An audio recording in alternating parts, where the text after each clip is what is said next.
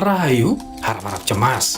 Pemulung barang bekas di Makassar, Sulawesi Selatan ini terancam tak lagi mendapatkan bantuan sosial. Padahal, uang Rp500.000 sangatlah membantu menyambung hidup di tengah impitan pandemi.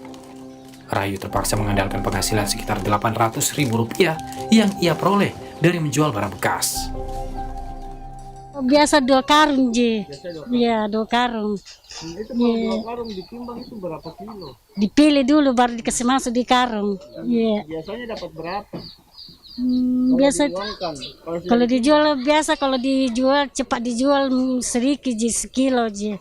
Biasa dana bantuan bansos PKH itu apakah bisa membantu biaya sehari-hari seperti apa? Nggak tahu itu.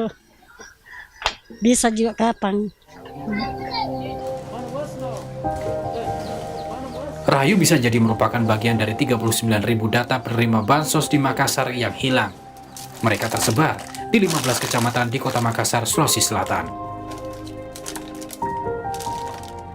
Pak, terkait informasi 30.000 lebih warga tidak masuk namanya, itu sebenarnya tidak masuk namanya, tidak dapat atau seperti apa? Proses validasi. Inilah sekarang yang kami lakukan, proses validasi. Kami yang menyetorkan angka ya, kami yang menyetorkan datanya, tapi itulah mereka yang memvalidasi karena anggaran ini kan kementerian yang punya, jadi kami ikut aturan mereka. Rahayu dan hampir 40.000 warga miskin Makassar mungkin hanya bisa mengusap dada jika data mereka hilang karena selain pun data. Rahayu hanya bisa berupaya agar roda becaknya terus melaju melawan badai corona. Rangga Pratama, Kompas TV Makassar, Sulawesi Selatan.